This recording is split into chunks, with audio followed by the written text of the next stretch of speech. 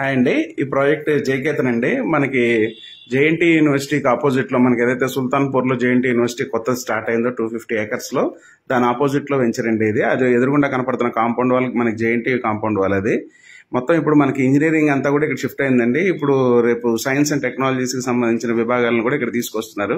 మనది highway facing ఉంటదండి venture. చూసారు కదండి, మనకి హైవే ఉండటం వల్ల యాక్సిస్ రేపు అనేది బాగుంటది.